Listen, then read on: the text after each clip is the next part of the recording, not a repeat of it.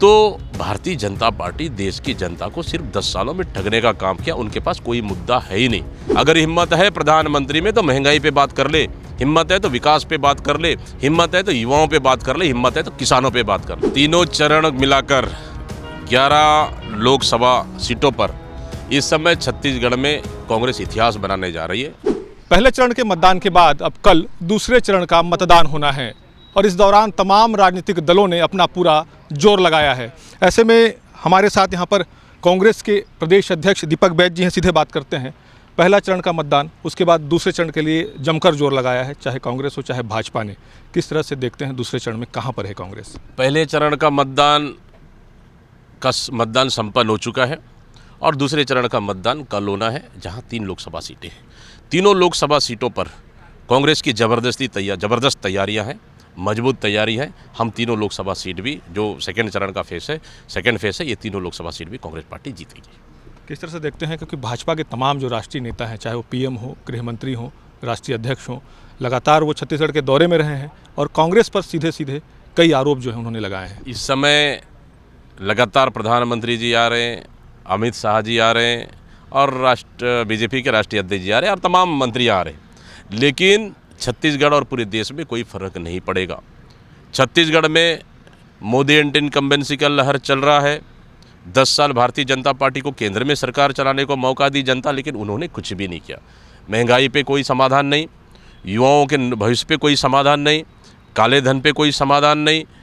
तो भारतीय जनता पार्टी देश की जनता को सिर्फ 10 सालों में ठगने का काम किया। उनके पास कोई मुद्दा है ही नहीं।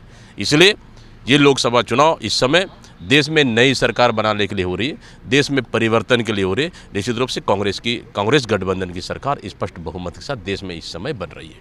आप कह रहे हैं मुद्दा नहीं है, लेकिन वो लगातार कई मुद्दे गिना रहे हैं। मंगलसूत्र का बात आता है, मटन मुर्गा का बात आता है, विरासत की बात आती है। यही तो अंतर है कांग्रेस और भारतीय जनता पार्टी में। कांग्रेस किसानों की बात करती है, कांग्रेस युवाओं की बात करती है, कांग्रेस माता बहनों की बात करती है, कांग्रेस देश की आर्थिक व्यवस्था को मजबूत करने का बात करती है। लेकिन भारतीय जनता पार्टी कभी सोना चांदी का बात करती है, कभी संपत्ति का बात करती है, कभी धर्म की बात करती है, कभी भगवान का बात करती है। यही अंतर है बस। अगर हिम्मत है प्रधानमंत्री में तो महंगाई पे बात कर ले, हिम्मत है तो विकास पे बात कर ले, हिम्मत है तो युवाओं पे बात कर ले, हिम्मत है तो किसानों पे बात कर ले। क्यों नहीं करते? हम पूछ रहे हैं, क्यों नहीं करते? रेल बंद है, यात्री परेशान है, इस पे बात क्यों नहीं करते? भारतीय जनता पार्टी मुद्दों से भटक गई है। पता है, पहला चरण का चुनाव 102 सीटों में 70% कांग्रेस गठबंधन जीत रही है। इसलिए भारतीय जनता पार्टी के नेताओं का मानसिक स्थिति बिगड़ गया है, इसलिए अनाप शनाप भाषणों में बोल रहे हैं।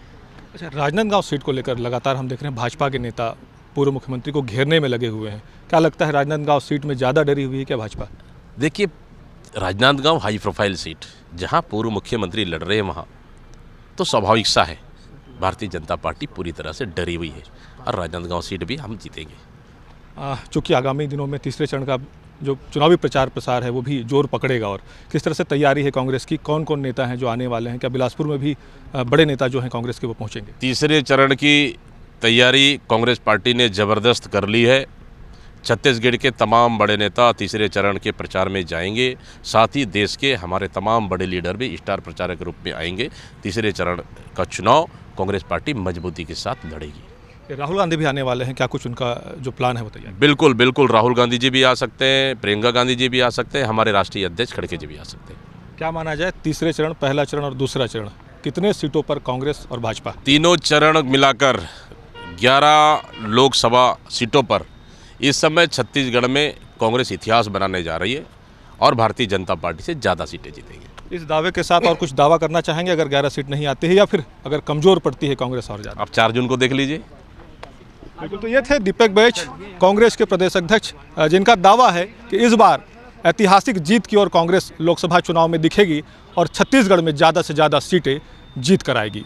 कैमरा सतीश मिश्रा के साथ जितेंद्र थवाइत, IBC 24 बिलासपुर।